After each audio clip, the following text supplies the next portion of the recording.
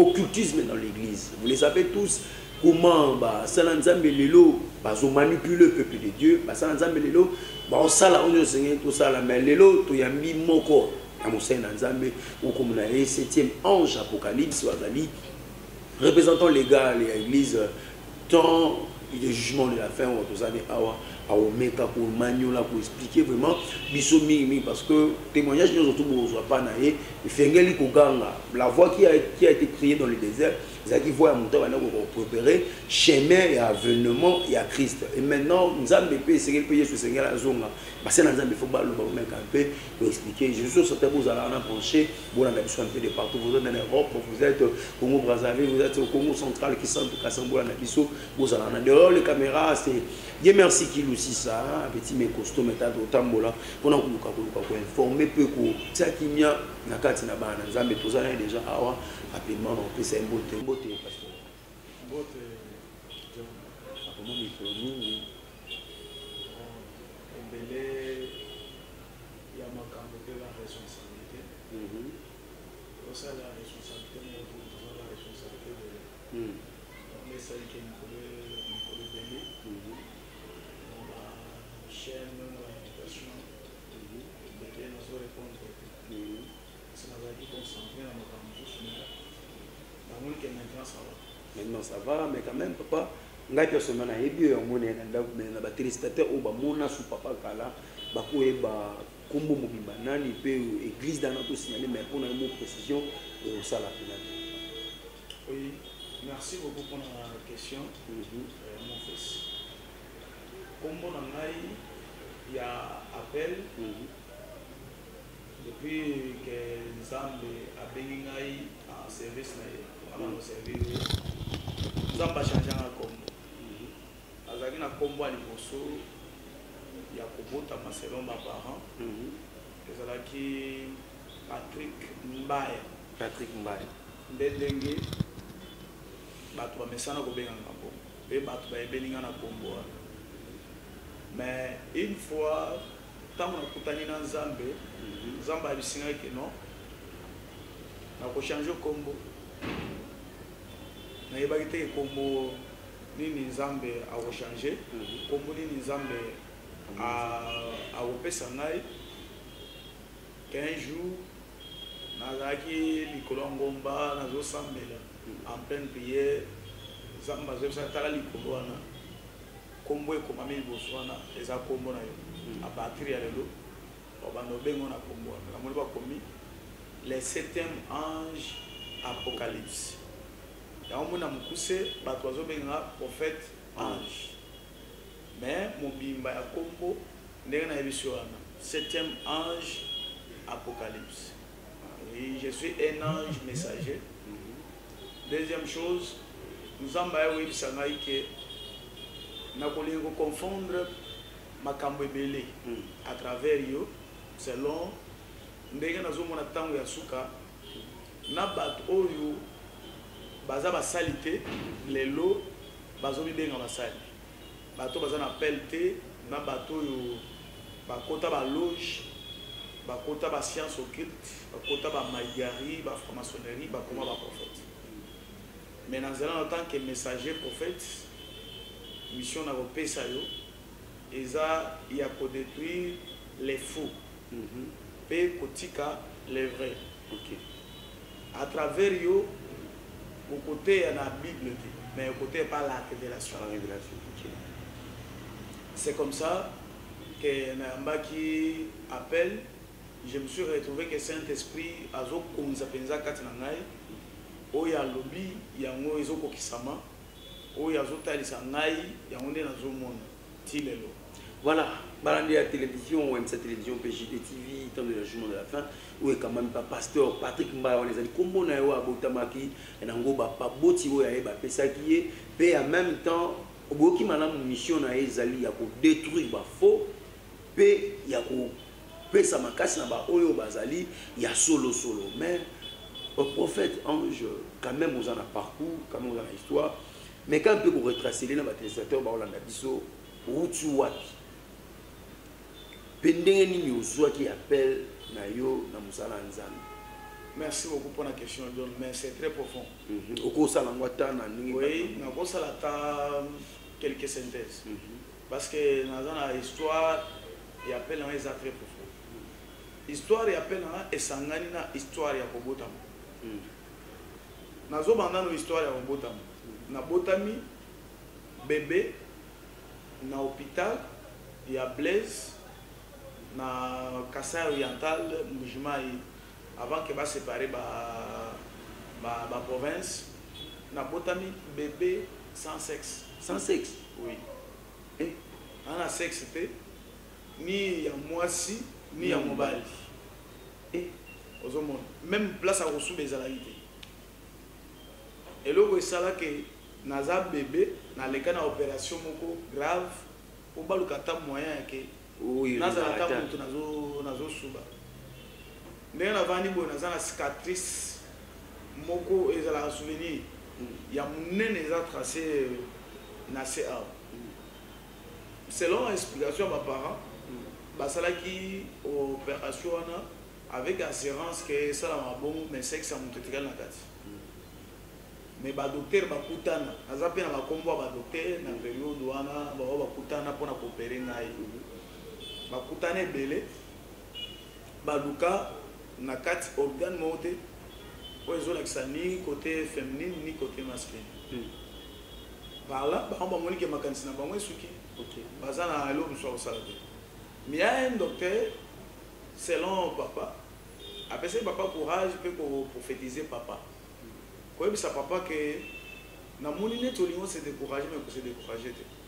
Moi non c'est un grand homme. Le col a biso to ko quitter.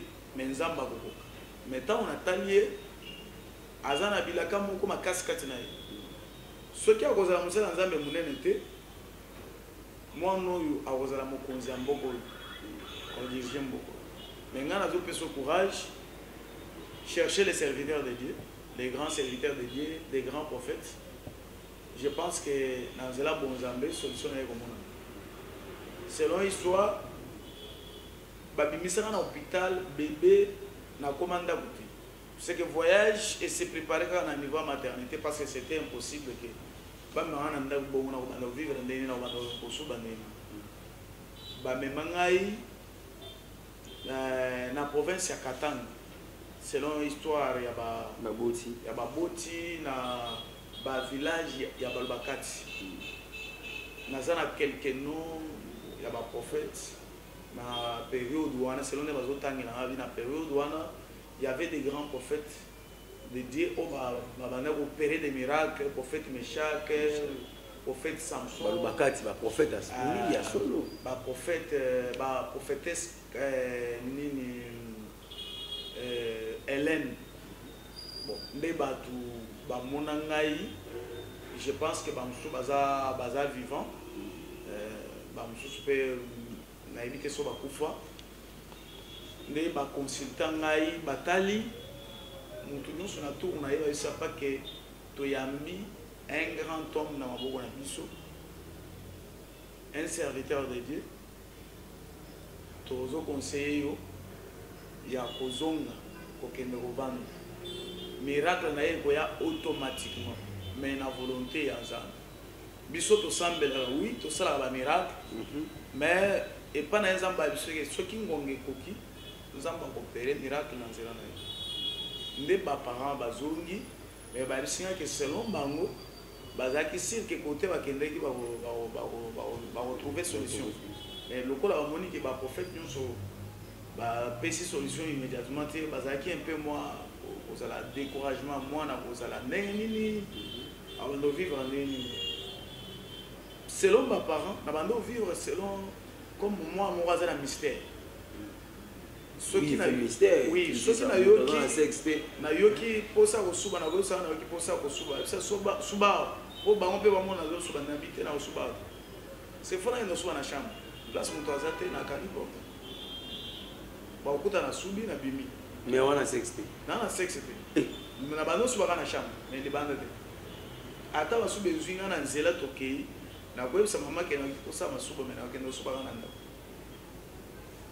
si ça y a aussi porté parce que la journée mobile na aussi porté journée mobile parce que na koli moi na mobaza na mystère makasi na kola muka na tongo na biso ngo lelo na moni ke likambo bobo omoni likambo na ko kisana c'est que nazali mutu nazo prévoir mambo ebele depuis bon mois na ngai c'est que soko le lisingai soki na regretter mingi ozwa likambo soki na biso ke ozwa mbongo soko na koli trop mystérieux et puis nazalaki bien encadré parce que papa azalaki pasteur nde ano bunda soko mystère wana ebunga te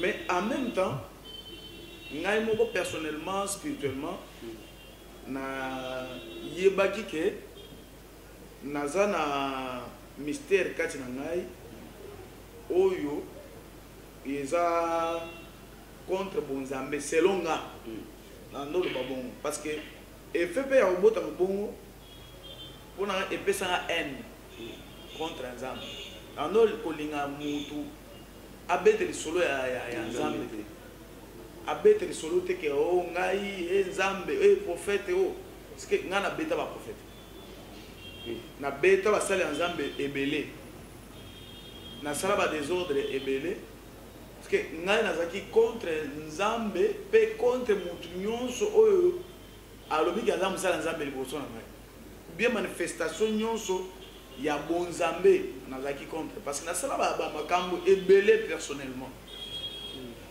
na banda ko croire que ba mystère wana c'est que eza au service ya diable et puis nazaki sûr que naza serviteur ya diable parce que avant ngana koma lelo musala nzambe na zaboy na yebi satan bien parce que na botani comme un esprit na botani comme élément spirituellement pe na banda ko opérer oyebi satan malama ngana yebi satan malamu koleka muto yo envoya lelo azopesa témoignage ngana zaki grand marabout ngana zaki grand magicien ngana oti na loge mais ngana oti na monde ya inspiration ya magie na inspiration ya sorcellerie. Alors prophète ange obi oyebi satan malamu okosunga ba inspecteur toyoka kaka msuwa wakazaki toko msuwa zani na zoeba te pa wana oyebi na ndenge ya molimo to soko po bio retracer penel longi na ebo oyeba malamu na pour retracer satan malamu pe dessin ya malamu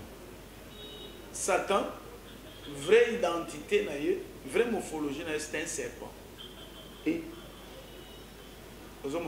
c'est un serpent de 7 têtes. De 7 têtes. Oui. Aza la forme mo boye ce qui abimi na bon monto boye. C'est que mon kilo il va s'effondrer. Wana nde vraie morphologie na ye. Mais tant wa na diplomatie liboso ya Ève a livré Adam. Nde sali que aza na incarnation pe morphologie d'un homme. Aza na morphologie ya muntu mais morphologie ya muntu wana aza na morphologie ya mobali te ana morphologie ya mwasi Satan a mwasi moko kitoko makasi mais siko aza na double face ana face ya opération na makasi aza mwasi mais face ya pouvoir mobali oyo ezokonza mobali. Alors prophète 7 bimitu wana wana eza ndenge nzambe asalelaka ye to ntango ayo okoma satan nde amisali bongo na ba 7 mitu wana banyoka 7 mitu po bible komeli biso Lucifer ange de la lumière et bon otuni ngai nabi c'est un homme oyo na yebi bien avant la rébellion azaki un ange mais sans sexe. Mais qui toque comme un sexe, c'est là qui caché. Mais nous avons que malgré sexe, c'est là qui caché. Mais Satan a toujours moi aussi. Azala qui ange moko ndenge zamba kela qui est et kela mwana na mutule sate. Po azala qui ko peser na ba mabanga moko ya or, ya argent, ya diamant.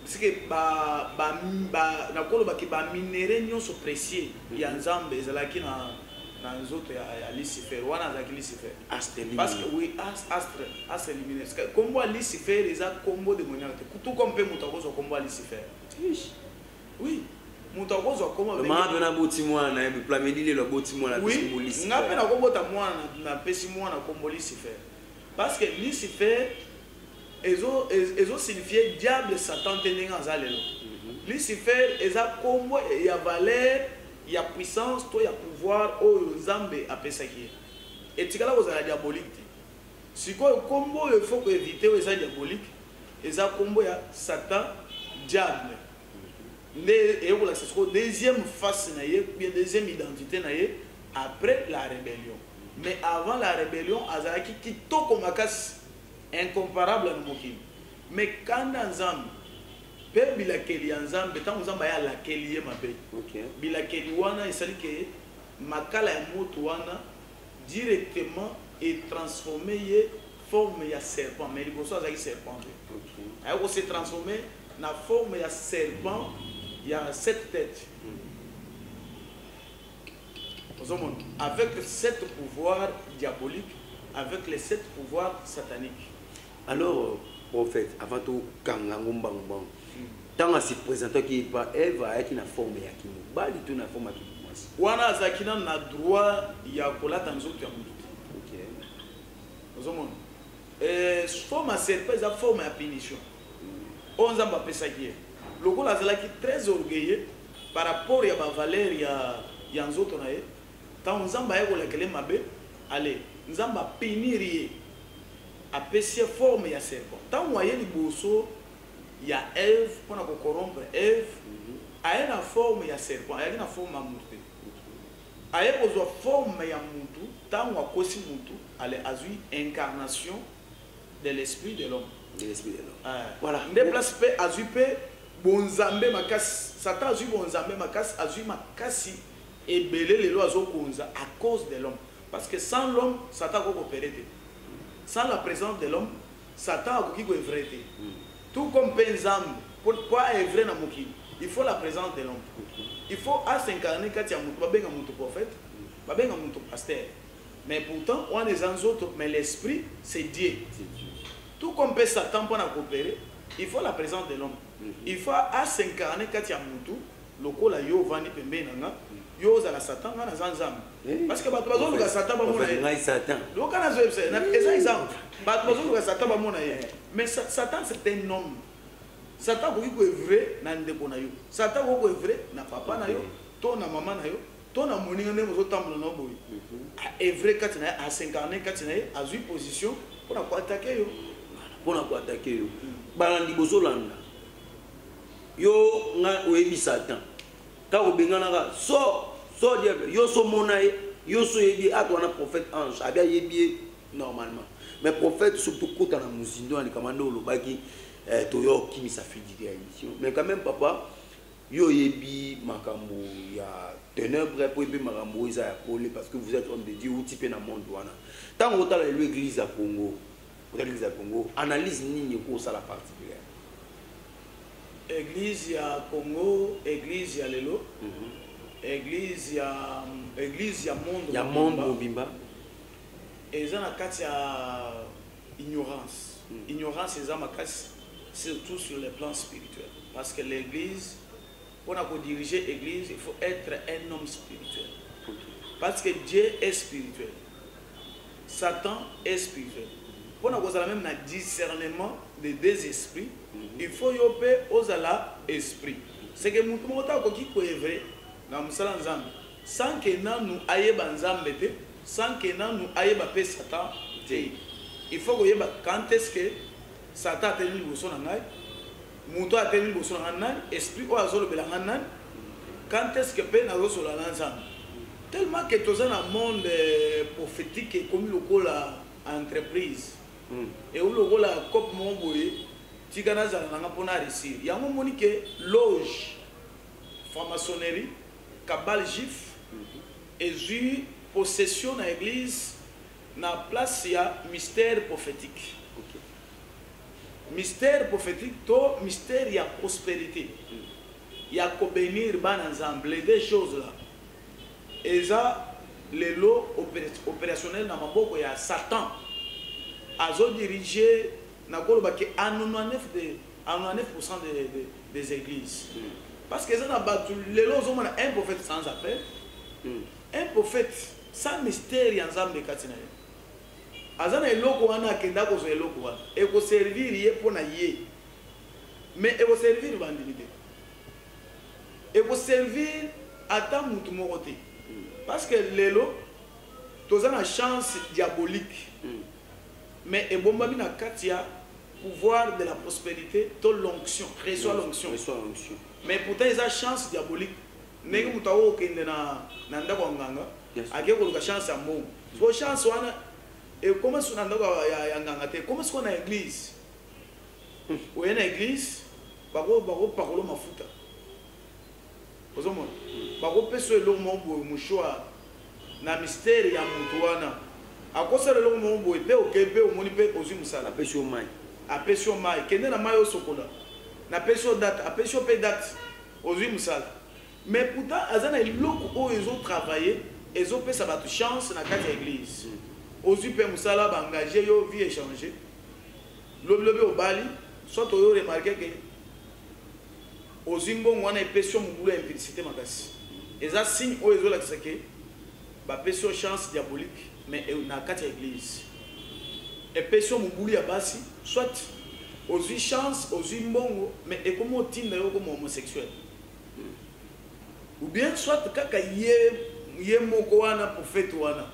Aipse na lingyo mingi mais na lingna koso na mystère ya sacerdoce. Ba kumo yango wana. Na koso na mystère ya sacerdoce. Pour na mbongo ebele. Dans le parti, il est très saint. Siko lelo mystère sacerdotal, c'est l'homosexualité. C'est l'église ya lelo. Mystère sacerdotal ya lelo, c'est l'homosexualité. C'est que lelo na kati ya église ya lelo, soko lingo za na mbongo ebele mituka. Oza na bandimi ebele ndimo homosexualité. Une fois on dit homosexualité, et ça le là, c'est-à-dire au baptiser yo. Mais ça la cérémonie au bazo salila yo. Pour comment homosexuel ndenge. Alors prophète Ange, 7e ange Apocalypse, papa nani occultisme là na l'église na biso ya Congo pe monde nani akotisi nani amenive fait étranger au nakati écoute l'engin parce que bana nzamba ko yeba ngo ndenge ni amoni occultisme il y a des choses selon église mutu mota ko wana église catholique eza source ya l'église ebele et puis église catholique eza la seule église oyo ils ont maîtrisé la réalité. OK. Ils ont maîtrisé même makambo ya Nzambe bien koleka bato nyonso. Même Nzambe abisanga bo. Ce que ça na bato ba ko prêcher. On Nzambe abiswa. Oui. Ce que ça na bato ba ko prêcher liloba ya Nzambe malam na mokilo c'est l'église catholique. Ce qui peut ça na bato oyo ba dérouter église lelo, c'est toujours l'église catholique. Parce que occultisme pour que nous kota na église mususu autres hommes lelo et bandi na église catholique même makambo na zoloba église catholique baza conscient que baza ba occultiste ti lelo même église musulmane ozomona baza na ba réalité ebele concernant bonzambe mais baza pe source ya occultisme na selon doctrine sikoyo même église branamiste. C'est que source de l'église branamiste, c'est l'occultisme.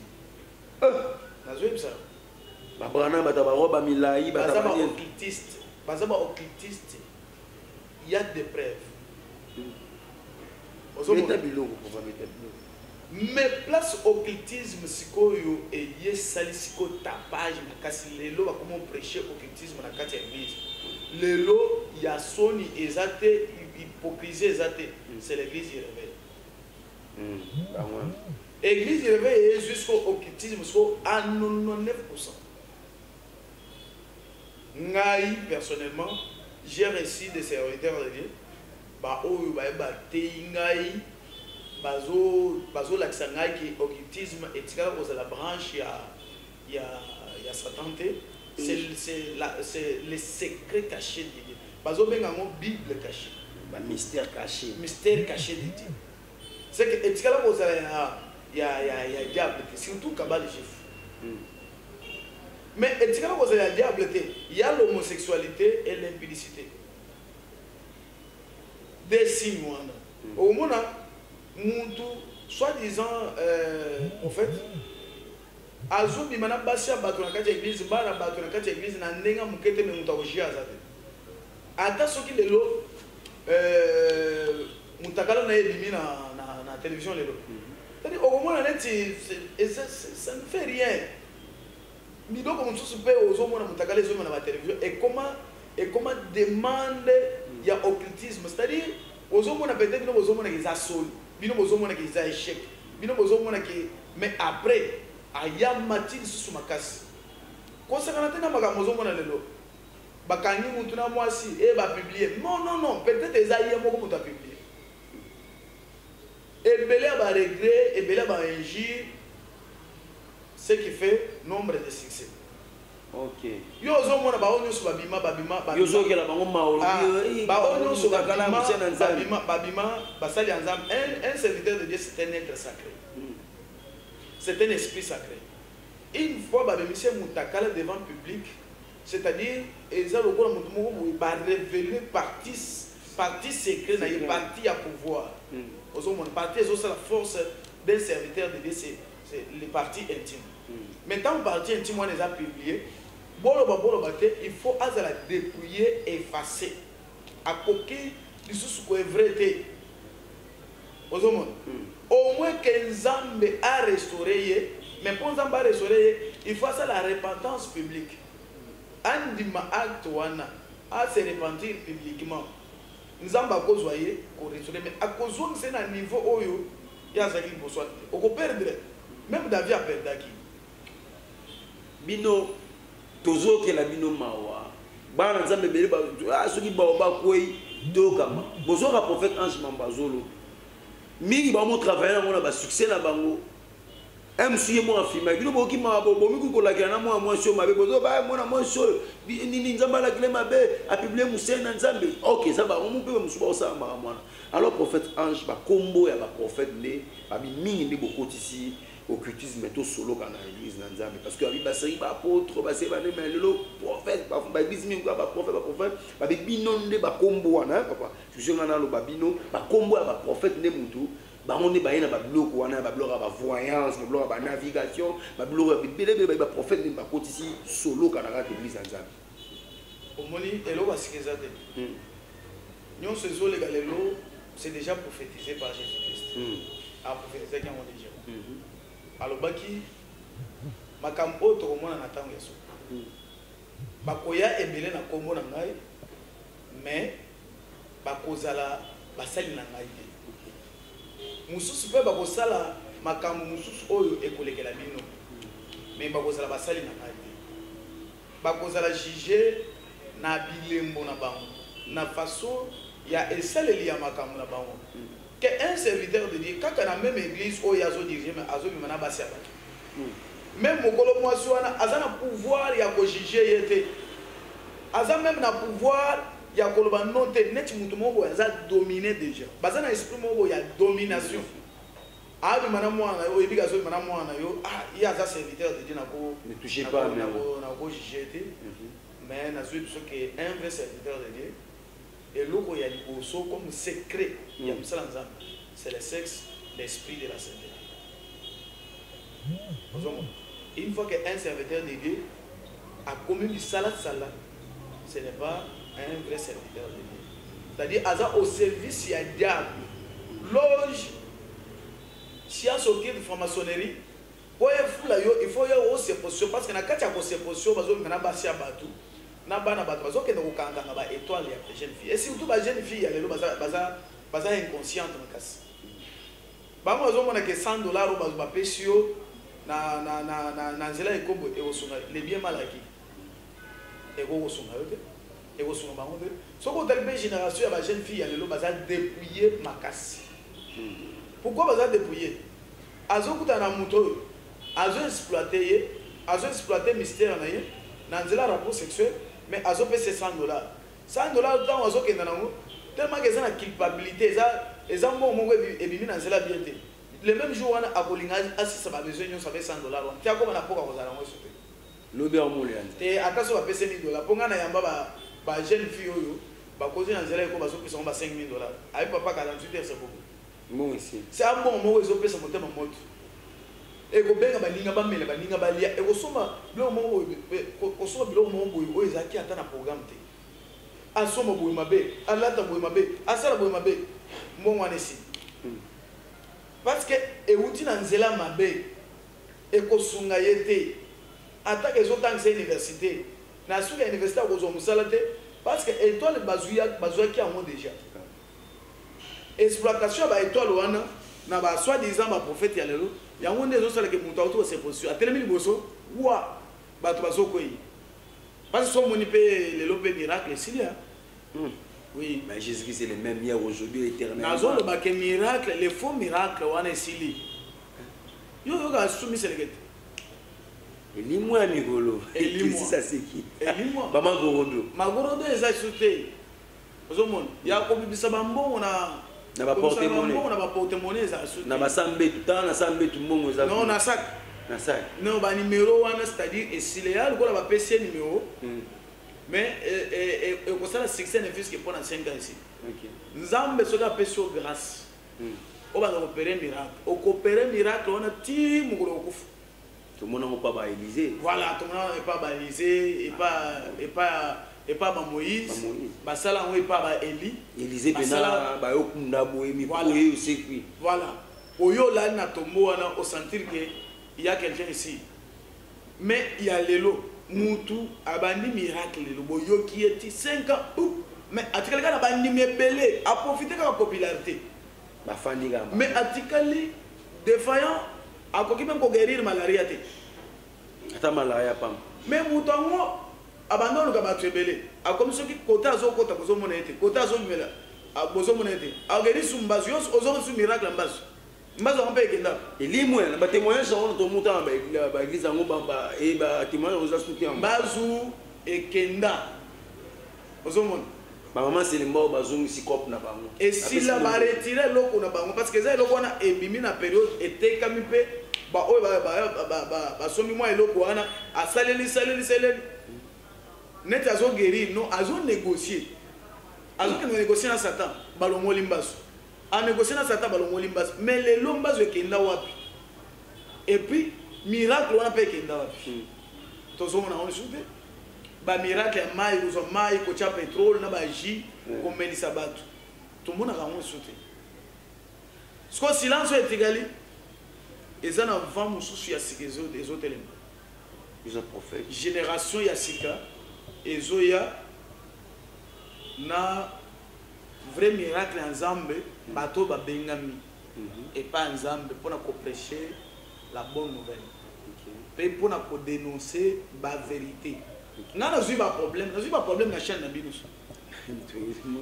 na zui problème na chaîne na bino pour na dénoncer la vérité pour nous expliquer bah si nous souci à ezaki sujet sur la sorcellerie la sorcellerie dans l'église bah attaquer ngai bah mais bah pela mais ceux qui baza pas vrai pour ceux qui baza pas vrai pourquoi bah attaquer ngai ezaki sujet à bien pour expliquer comment sorcellerie est vrai na kati église comment on peut ça va signe mais bah attaquer ngai ko benga ngana ba téléphone zéro comment le auto sala yo zéro comment le auto ça mais na mona pe ba sala pe lo de basalinga boule bakosi on naibi mutu kana présidence mutu kana zotambola nango eza jipa présidence tout ça ba botolinga mutu ba kangi bandimi na désordre ba che bandimi na kasho na tikala pe ko ba plaignante ti lelo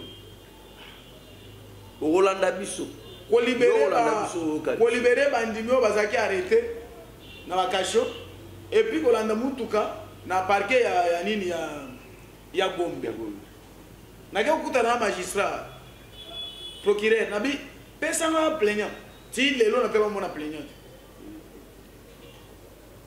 ozomona lokola tozana nzambe makita nyonso oyo bazobongisa mabe contre biso eza ni les sans effet pasteur ozobundisa mninga pasteur nous avons dénoncé, soyez vrai, on l'a dit dans la TV, au contredire. Et ça, comme ils ont reporté, on a créé, qui on a 15 000 ou 15 000 salaires pour faire ça. Moussa est dans un prophète ange, mais on a dit son abandon. Bref, d'une manière bref, nous avons comprendre que l'église n'a pas côté. L'église n'a pas côté. L'église n'a pas occultisme. L'église n'a pas côté. Bon, John, oyebi mutu nyonso nzamba pimela osolana ede. Ok. À part biso ba prophète, toza musika. Mais mutu nyonso na motema na sa motema na yazana part ya lisolo na nzambe. Avant aucune église, avant aucune église, avant il y a aucune église à prophète ange, il faut sembler nan ce qui prophète ange aza nzambe. Ok. Ce qui aza nzambe, Satan va corrompre te kosa le contraire te nzamba ou l'action qui était wana aza musala. Mais ce qui prophète ange aza nzambe te nzamba ou l'action qui attention prophète ange aza nzambe. Yami balé physiquement boye kotala boye komona boye na kati ya église papa na zo biso ke impudicité eza seul acte oyo ezo identifier bango. OK. Bazo sala ba abomination na kati ya église eza seul signe oyo ezo identifier bango na homosexualité na kati ya église. Ozomona homosexualité ils ont identifié bango et belé bazwa basi muto un serviteur de Dieu muto azola na batentation azola na batentation azui moi ça gati moi na pote des années moi ça na pote mais yo moko o vivaka neni parce que présence ya moi c'est ça la sécurité na biso. OK. Et c'est la part mo boye ya ke ko pengo te mais mutu azana kishasa. Moi, ça, c'est la pote. Mon oiseau, c'est la 200 ans. Ah! Pas pasteur. Vous vivez en Neni. Vous vivez en Neni. Vous avez le logo. Vous faites bien. Et moi, si on a un ministère, toi, tu as un ministère. Yo, ozo est vrai.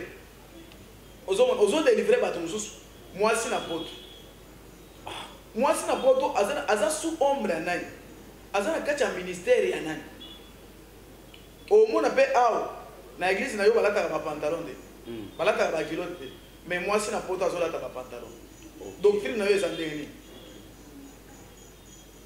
ozomona na église doctrine ezandeni mais moi ça aza na kati ya doctrine na yo wana te ya azo sala makambo na ye selon kipoto kilelo ba mo benga kilelo na bana na yo bazobotama na poto bazobotama sous ombre ya nai na katia mystère ya nan baza pe conseiller na nan parce que le banzambe ezo conseiller na yo moko na mutei pour je sois moi ma maison voilà ezo conseiller mutei ezo prophétiser mutei pe ezo conseiller ba ndimi ozote mais tant que bana na yo na mwasi bate ya maka liboso na yo te na poto bazote maka wapi si nous au moins un serviteur de Dieu moi si na azo se prostituer azo ça les kobo. Mais aux hommes on agissement à ma bête, c'est-à-dire les accords na bango. Moi ça y est dit que ngai na zo kende koluka, mobali pa zo kende koluka. Moi ça zo sala ekobo yo alliance la bango pacte la bango ne basali azo kende ko kampe étoile ya ba petit prophète mususu na ba partenaire mususu kwa ko pesa mobali. Mobali pa zo kende ko kanga e pesa mi bongo. Succès na bango zo kende bongo. Alors, prophète, en 7e Apocalypse, les gamins comme ça passe, ils vont courir dans l'église. L'église, c'est comme ça, ceux qui battent, il faut courir. L'église, c'est comme ça, il faut prophétier l'Obama, il faut prophétier l'Obama, c'est le prophète Mouana, Zamba, c'est la vie. Si vous battent, c'est le pasteur en Anam. Oui, tomber est là un miracle. Tomber. Et ça la force mongo y agitation. C'est-à-dire force ya nzambe na force ya Satan ekutani ebundi. L'homme physique a coquille côté le matin a coquille ko s'agiter parce qu'il y a un combat d'affrontement entre l'esprit diabolique et l'esprit de Dieu na kati ya mutu wana mutu akokwea mutu akosagite oui milima mekolo bakati na ye mais il y a l'excès et des mensonges il y a de la magie et des pratiques diaboliques kaka ndenge tomona pe edingwe achaka bato baza akwesa bato yana bato oyo ba prophète oyo bakwesa bato banimi ya edingwe baza oui vrai force exemple de mais banimi ya edingwe même edingwe mo ngalo ba pasteur au côté Rwanda takier ni église oui ngonga bena achelo un pasteur a comme achelo koloboy za amatisi oyo yo matisi akiti oyo gitisi mais exact donc tout le monde en a barine et ça va spectacle dans l'église pasteur John Cena John Cena mususu na mona be mususu na balle dans l'église azobeta balle soki abetka balle boye koti okwei ozwi vertige okwei mais toza na église toza wapi tozosala ba spectacle est-ce que tozobenga banima na église tozosala spectacle non tozobenga bani po ba tosala spectacle et puis nazoyebisa yo miracle oyo musala nzambe aopelaka ezalaka mpe même surprise epa na yo moko musala nzambe okoyeba teke lelo oyo nakomikisa maladie te okoyeba te même so abisa foi pour la foi il fait ma séance nazoyebisa yo ke nazoyebisa yo se retrouver na église lelo eloko okanaki te ke saint esprit akose manifester na yo moko vani olobi ezanga to moto mosusu ozomona eza teke chaque jour dans tozokende na église wana ebika lelo nazokende kokwesa église mobimba te nana kondima lelo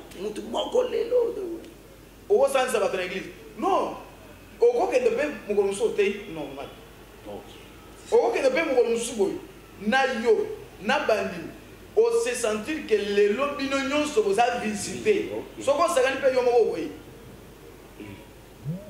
alors prophète ange barabi lelo mpe susu occultisme efami na église na baparle à langue comme barikata la rasaba namoni lelo ena basije mais est-ce que basije nyonso okolekisa ngo na te nyonso eleka tomosite na suka ezaka babu foyebaka basije moko très important esengelaki tozozwa sujet moko mais c'est bien mais on se poser la question si autour wana rikata la jaka la luka la blada John papa beta biloko parler en langue ya lelo ezali molimo ya piton nde mutu ezoloba kati ya bandeko wana bamosusu parler en langue enseigner na école tala bato batikala kosakana na nzambe ngonga nzambe ekoki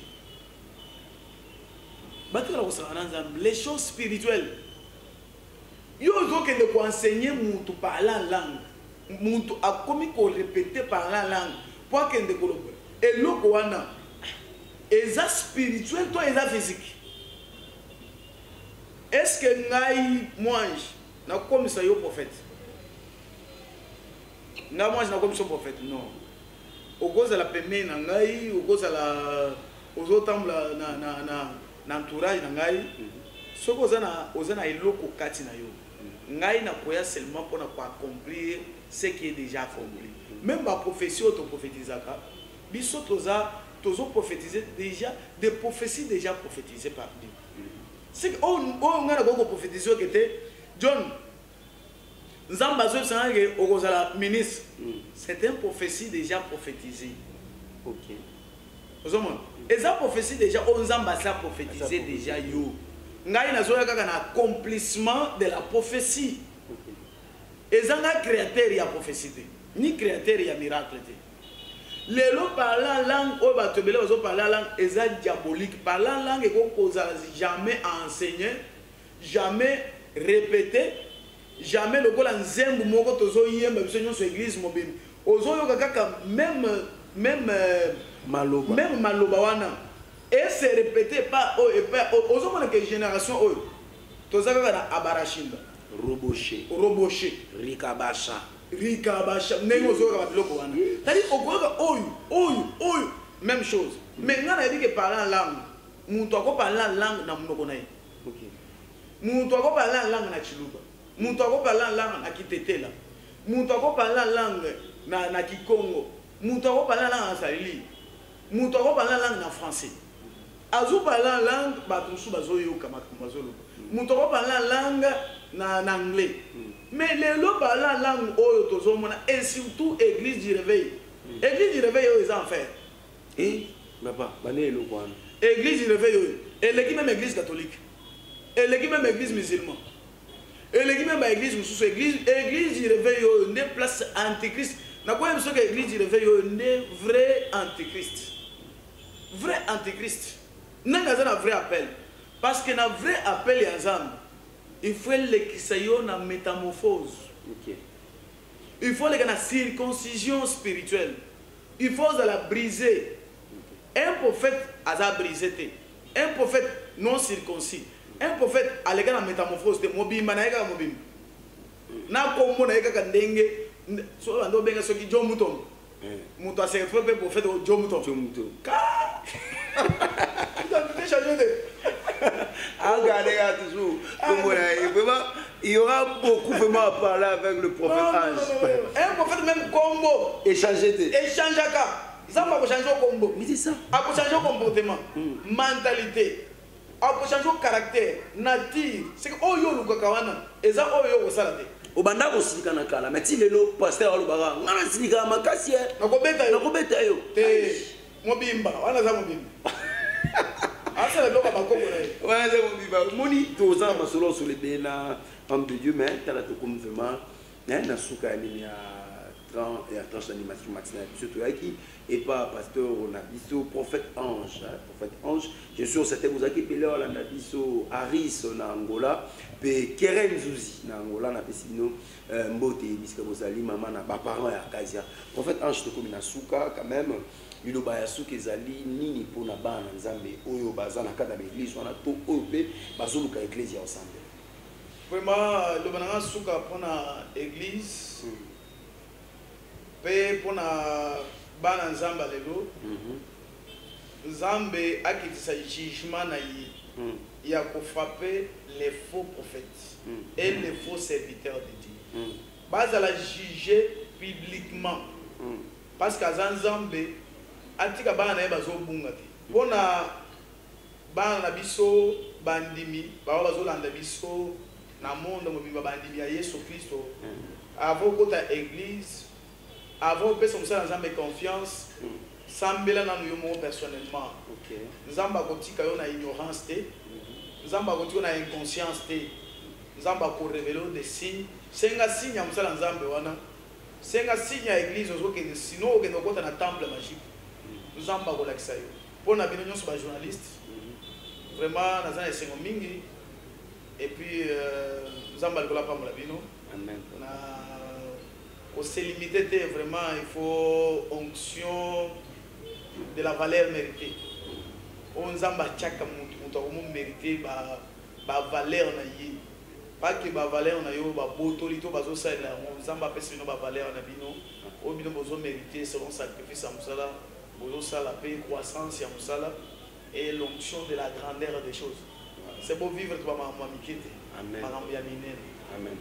Puis comme ça le déplacement ouais nanda malgré na boya qui na zo répondre sur na chaîne même na église à monter na répondre à ça na boya na ba invitation na banda ga bon na moko na église na ngai place na zo diriger engagé comme un esclave voilà pas beaucoup profiter pour babimo déplacer ça na église adresse actuelle Nicolo ya bana zemo sur beaucoup adresse actuellement toza sur avenue Victoire Éthiopie numéro 19 référence immeuble Bianca la place Batunyo Sobayebi immeuble Bianca est la place à Bobungate ce qu'on a la Victoire à quelques mètres na Éthiopie au moins on a commis immeuble Bianca salle ya likolo wana les places tozui les places église ezali les places tozo sambela na kopesa pe image ya salle ceux qui oye okozala bien accueilli rendez-vous ou bien programme na biso na semaine toza na programme mardi de 17h jusqu'à 20h30, mercredi de 17h jusqu'à 20h30, vendredi de 17h jusqu'à 20h30, dimanche de 8h jusqu'à 12h30. Voilà le programme Nabiso pour la semaine Mobimba. Ce qui est vraiment vous allez bien accueilli et vous allez liboso. Il y a un vrai serviteur de Dieu. Un vrai serviteur de Dieu, tout qui vous en a. En fait, Ange, Bourlanda émission, on a WEMSA télévision, une chaîne de développement social. En même temps, pour nous tout vous allez banda, vous avez des Europe, on a la JD télévision, vous avez chaîne YouTube, on a tant de jugements officiels. Bourlanda, vous avez chaîne église, et c'est ça. Toyambami et papa. Quant à moi, je vous dis déjà un grand merci pour la fidélité. Nous vous crochons toujours au PESA, Bissozaki, Angaï, Djourou à John, accompagné à. Je dis merci que Lucie Saki était derrière les caméras. Et Plamedi, Lolo la charmante. Et merci aussi à Montréal, David Tebra, pour l'Amsa, Malamozo Abatra. Et merci aussi au DG Paul Toussou, à l'homme de Métabiloko. Quant à moi, je vous dis au revoir. D'ici là, portez-vous bien.